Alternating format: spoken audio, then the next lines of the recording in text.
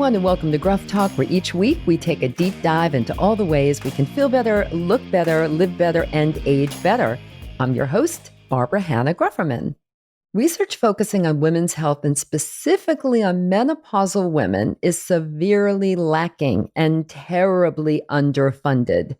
My guest today is determined to change all of that.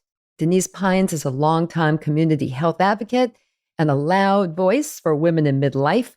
She's the co-visionary and CEO of Tea Botanics, founder of WisePause, a pro-aging health and education platform, and co-founder of the FemAging Project, which is providing research and reports to the health and tech industry addressing innovation for women over 40. Denise is also the immediate past president of the Medical Board of California. If that wasn't enough, she's a true Renaissance woman, if you ask me. She's also the co-founder of Women in the Room. She's an award-winning filmmaker who has produced 11 documentaries, and her next documentary, called Birthing Justice, will air on PBS in April 2023. So definitely mark your calendars. Denise just spent the last few days in Las Vegas. Now, she wasn't gambling, although I don't know, maybe she was. I don't know. We'll ask her. Presenting some powerful insights into what women over 40 really want. She was at the Consumer Electronics Show, or CES as it's known. Her goal is to get tech execs, policymakers, and, well, really everyone to pay more attention to the health needs and wellness goals of women in midlife. And she's going to share some of the highlights of the new study with all of us. I'm thrilled that Denise chose to spend some time with me today talking about the research and how it can help spur innovation and motivate more companies and entrepreneurs, maybe some of you are listening in, to focus on women over 40. In just a minute, we'll get the conversation started. Stay tuned.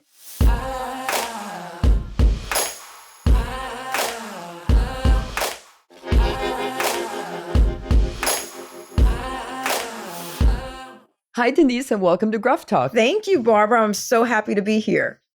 Well, you had quite a busy time. We know that you presented this incredible research at the Consumer Electronics Show in Las Vegas very recently, and now you're here to tell us all about it. So you've actually introduced an entirely new industry sector called FemAging. So what is FemAging, and what's the backstory of how it all came about? Sure. There's a cute little backstory, but what FemAging is, it's really innovations that are, tech-driven, but not necessarily in the total traditional sense. So yes, it's devices. Yes, it's SaaS, but it's also things like clothing that cool you, nutraceutical products that help with the balancing of the hormone system, and other, wearables and sensors and diagnostic tools that we think about. But these are specifically designed for women who are 40 plus. So when you hear about FemAging tech, think of those products and services geared towards women who are 40 plus. Mm-hmm. And, I measure myself all day long. I wear my Apple Watch. It's really kind of pathetic. No. I look to see, okay, what's my heart rate? You're an athlete, right? So yes, an athlete who is competitive, meaning doing marathons like you are, have to really know about their body in a multiplicity of ways. So if you are not monitoring your body, you're going to find yourself more prone to injuries and the ability not to do what you love to do. So you would ask me, how did this come about? And this came about for me. I do something called WisePause Wellness, where I bring physicians to front face with women directly to demystify a lot of the information they hear around perimenopause and menopause, or if they go to physicians that really don't know how to treat them, that we bring them physicians that do. So WisePause is really just a pro-aging health education platform that is really designed to empower women and connect her to that trusted information. So in me doing that work, which started in early 2019, it led me to really being eye-opening to this whole space. And as I started reading articles about fem tech, I started looking at the solutions going, well, where are the fem aging solutions? And suddenly realized, I've coined a term, right? But more importantly, where are they? And so I wanted to create something like a roadmap, a document that innovators, healthcare practitioners, and investors could use to know what women wanted who are in this age group, 40 to 60, and for them to create what they actually want, right? Which is, you would think that's how technology is supposed to work. But a lot of times technology does not quite work that way. It's like someone goes in and says, I want to create something, and then hope they're going to bring people to the party. Mm-hmm. And so that's kind of how we wanted to reflect that by doing our change from traditional innovation research to approach it with not the tech first, but actually the end user first. So the woman first. Mm-hmm. Oh, what an incredible concept. A novel concept indeed. Okay, Right. so this led to the FemAging, and I do love that term, by the way, to the FemAging Health Tech Report that came out in 2020. And now that you've just released a new FemAging Health Tech Report, and that's why you were at the Consumer Electronics Show, the CES show in Las Vegas, presenting this. Exactly. How many, I would love to know how many women were involved in the study, and what are some of the top line results in women's health from the study that you can share? Really, the question is, what do women want? What do women over 40 really want? There's a lot of things. I mean, one, these women are really, I mean, sort of some of the top line results. So we also are doing, well, at CES, we did a comparative between our survey that came out in 2020 to the survey that came out in 2023, and some really interesting differences. And of course, we had something major happen during that time called the pandemic, COVID, however we want to classify that. And that really has changed, all of our perceptions around health. But it also, we know COVID impacted women or people who were older a little bit more, right? And so some of the top, line results is that we found that many women continue to be concerned about their ability to age well. So in 2019, when we conducted this study late in the year, 55% of the women were concerned. In 2022, 2023, releasing this data, it increased to 58%. So we are finding more women are concerned about their ability to age well. To age well, when we say age well, we're talking about being independent, not reliant on a set of surgeries, prescription drugs, or just physically not being able to care for ourselves. Independent and mobile. That is my personal number one goal in life. As I've gotten older, I want to be mobile and independent for the rest of my life, which is why I take such good care of my bones. I'm very involved in bone health and the messaging around bone health for the Bone Health and Osteoporosis Foundation.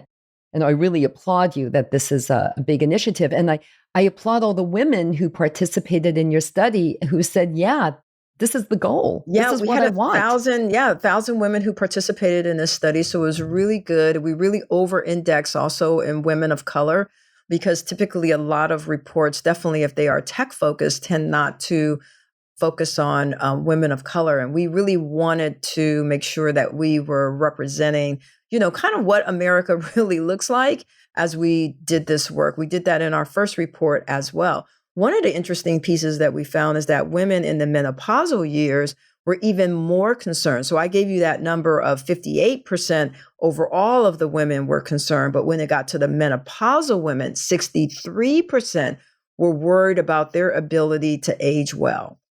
And I think one of those reasons is that, and you know this better than most, that menopause is having its moment and has been really for the last year or two. You see more and more companies entering the space. You see more and more celebrities, well-known people entering the whole space, talking about menopause, making it more normal, which it is, as we know. It's a normal, natural transition in life. And I think that that's probably really helping to have women be more focused on their own health and well-being. And also, as you pointed out, the pandemic made everybody more focused on their health and well-being. Exactly. Not just getting COVID, but also, all the unknowns around long COVID. So what were the questions that you were trying to answer with this research, and what are some of the issues you're trying to address with this ongoing research? And I'm assuming that this is not the end, that you're going to do this, every year, every 2 years? Is there a plan for that? About every 2 years, I think we want to do this report. It's very involved doing a report. It's also very expensive to do a report. So I think what we wanted to do was we wanted to understand what women's unique health preferences were as they got older. And we found some of those things out. Women are very concerned about vaginal and bladder health. They also are concerned about sexual health and mental health. So we also wanted to spur innovation, right? And so we also do, on February 23rd, we're going to have a pitch competition and a discussion where we bring health clinicians together, innovators, and the investors to the table so that we can see more product solutions come out from this, right? So I'm not doing a report just for the sake of it. Right. I want it to be a usable document for people who want to innovate in the space, create things that women want, right? Investors, hey, this is a white space. I mean, every single woman is going to go through menopause. That doesn't mean every single woman is going to have, the 66 symptoms that we've identified in this stage, but they're going to have, anywhere from 1 to 10 of those symptoms for sure, in the course of this journey of over 10 years. So that was another thing. We just wanted to raise the awareness that women's health is not just about fertility, right? It's not just about me having a period, being pregnant, right? Or fertility. It's more than that. That's a point in time that we have for ourselves. But then there's this other point in time. And guess what? It's just as long as the first point in time. Yeah, it is. People don't think about it that way. But, as I like to say, once you've hit that magical day, and it is a day, it is a point in time. Yeah. When you haven't had a period for 12 months, and you are then postmenopausal for the rest of your life. And that could be a very, very long, wonderful, healthy, fit. We're living long. I mean, I don't know how many people now that we hear about, like in the 100. That used to be like a big thing. Like, Good Morning America always used to, go, and we've got Sally. She's 101 today. And now you hear about 100-year-olds all the time. Or when you hear someone is in their 80s, you used to think like, oh my God, that's so old. And now you go, oh, wow, yeah. In your mind, you're like, of course they're in their 80s, So we are living longer. So if I go into menopause at our 51, average age, and I live to be 101, well, I'm living 50 years, as in a menopause state. Woman. Exactly. Because I don't really believe in the term postmenopause. Once you are menopause, you are menopause, right? There is no post after it's like saying there's a post after the post. There's no post after that. And so I think we'll see the more everyone gets into this space that we will reclassify and identify and relanguage some of this stuff that is actually a bit archaic because we've had lack of research and lack of interest in actually dealing with menopause in a real, sort of healthcare way. I mean, for example, when you go to the doctor, when you are in your childbearing years, you're always asked that question, what's the first day of the last day of your period? And then once you're not answering that question anymore, no one asks you any other question. Okay, well, why were you asking me that question, right? If it didn't have any connective tissue beyond that point of just simply asking me the question. So one of the things I want to be working on is with the medical community is, okay, once I say I haven't had a period in 12 months, now you have another set of questions for me. So I'm working with the medical community on sort of that as the next thing, like how do we answer that gap when I say I don't have one anymore? Yeah, no, that's going to take a lot of time, I think, to change the language and to really bring the medical community up to speed on all of this. I mean, we already know, I don't know the statistics off the top of my head, but I know there are quite a few experts who lament the fact that so many doctors don't understand menopause, don't understand how to talk with women about menopause and their symptoms. And so, of course, women leave the office and continue to suffer in silence. So this is a Yes. problem, ongoing problem. It's And an language ongoing. is one of them. What, speaking about language, one of the things I really applaud and continue to applaud is when the former editor-in-chief of Allure magazine, Michelle Lee, when Yes. she, about 5 or 6 years ago, she banned the term anti-aging from Allure. And Yeah. so many other media followed suit, which was Yes. a really positive thing. I mean, anti-aging, what is that? Yes. It's, Yeah. I've always been anti-aging. Yes. I mean, yeah, language, word choices in this space is really important. Language is really important. It's one of the reasons I believe women suffer is because the language of menopause, I always say that it means like old, not desirable, and doesn't want to have sex. Okay, so who wants to be associated with that? So a lot of times when even women, you say perimenopause, and they're in their 40s, they run away from that because all of that negative association with those terms. So when we change the narrative around how we're talking about menopause, so that a woman who is early 40s and having menopausal symptoms will actually seek and get help for that. When we do that, I think we have arrived in terms of improving health outcomes for women as they age. And we do have a way to go. But I think doing things like this FemAging research that we released at CES, right? Yes. I'm so happy that AARP has partnered with us to do this because we would not have been able to, release this data as soon as we did release this data. Mm-hmm. Yeah, wonderful that they're Yeah. supporting the study, and I hope they continue to do so in the future. I want to go back to something that you touched on earlier in our talk. As a result of the research, you found differences in health and product needs and preferences among different groups of women of color. Can you share some of those insights? Yes, we can. What we found was that, women of color, that Asian women were looking more for solutions around thinning hair. Black Hmm. women were looking for solutions around mental health.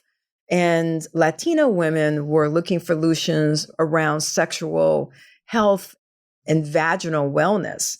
So that's again another thing, right? All these different groups had different higher interests. Wasn't Or that they didn't have all priorities. of them didn't have interest in this, but that they all had particular interests more in something else.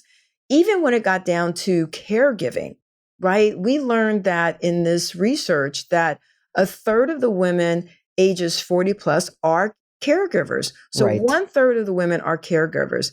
And when we looked at women of color and the percentage of caregiving, it actually rises.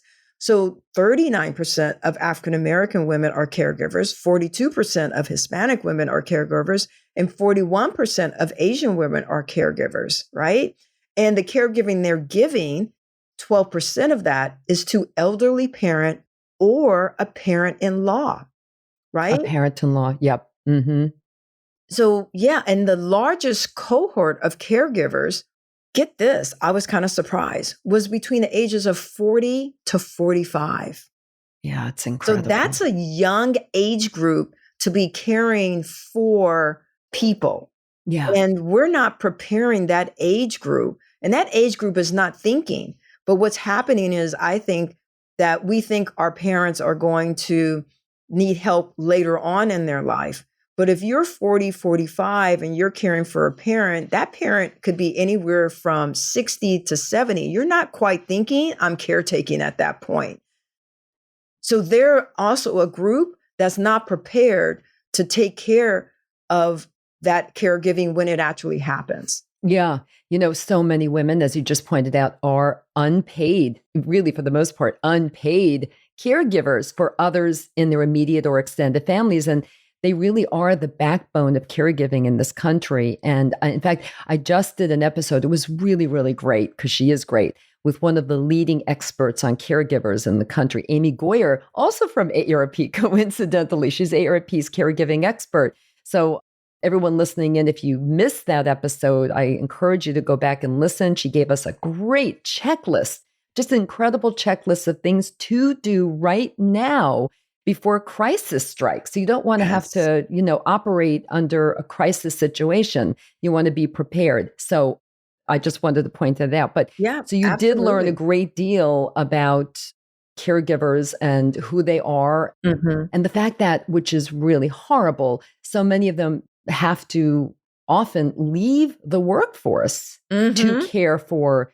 usually an elderly parent or ill spouse or partner too. Yep. I just met a woman when I was on vacationing in New York a couple of weeks ago who had to quit her job to care for her mom, and she's 45.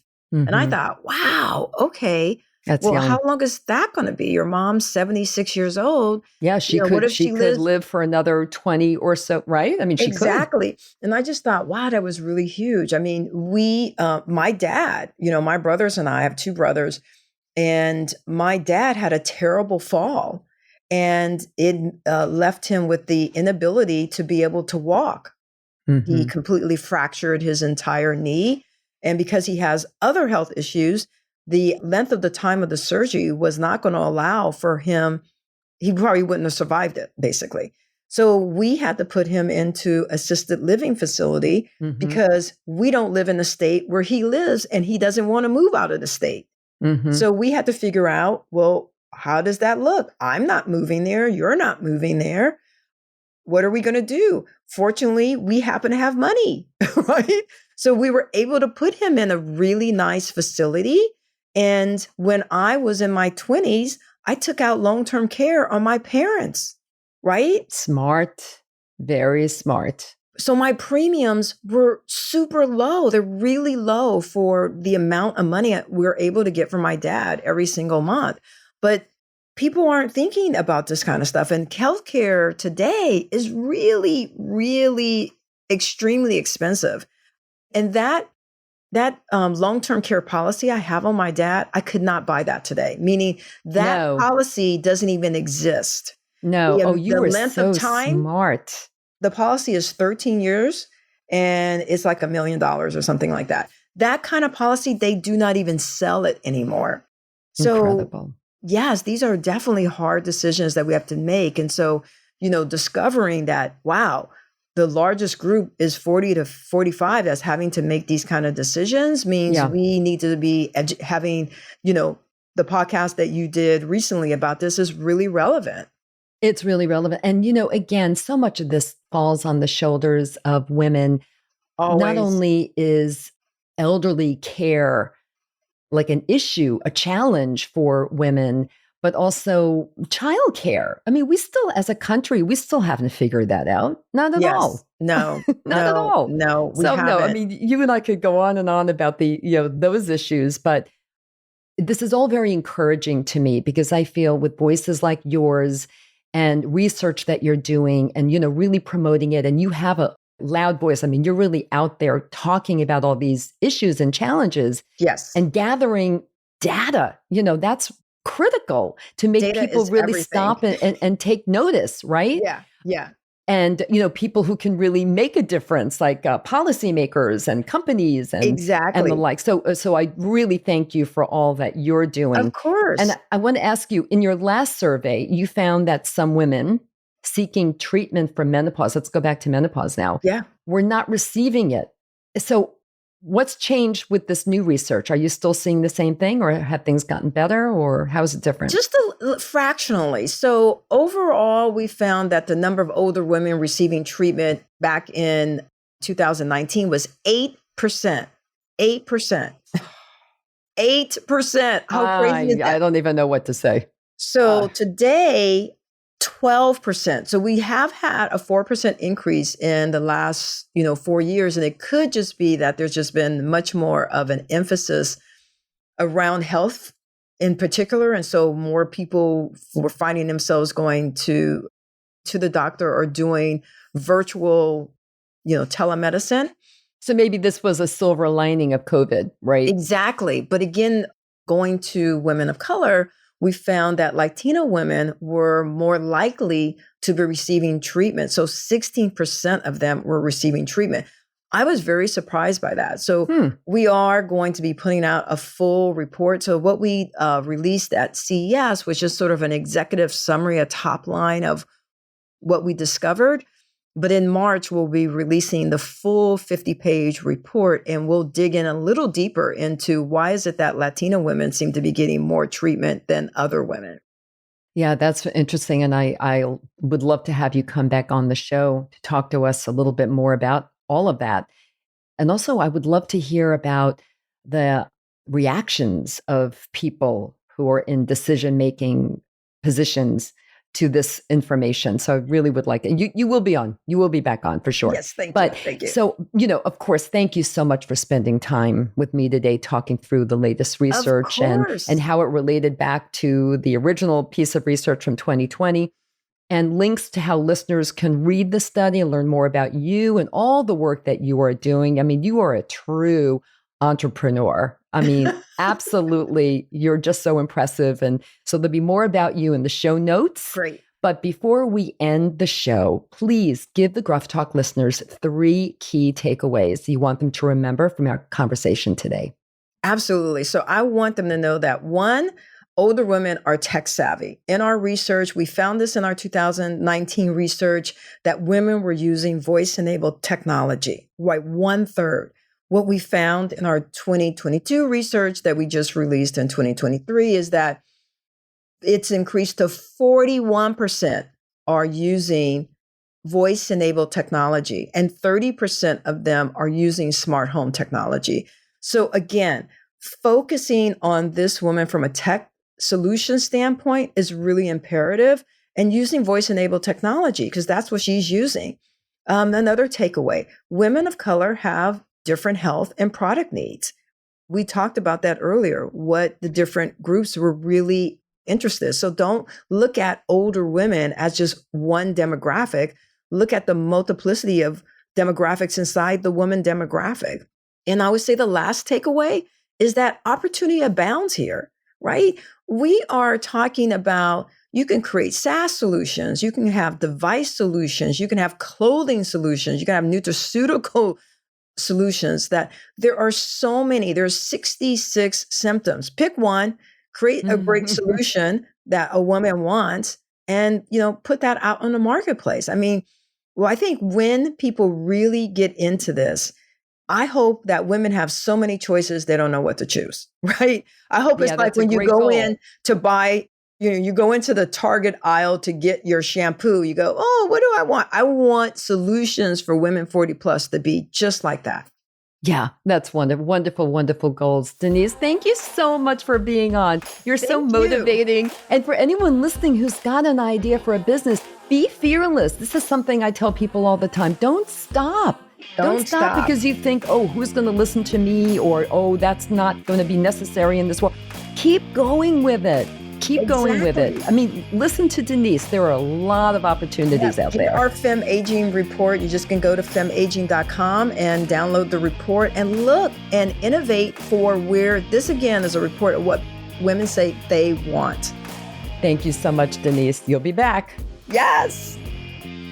Thanks for tuning in, everyone. If you enjoyed this episode of Gruff Talk, please do 2 things. First, share it with all your friends and family, and subscribe to Gruff Talk wherever you listen to podcasts, including YouTube, so you never miss a single episode. Until next time, remember this: we can't control getting older, but we can control how we do it. Talk to you soon.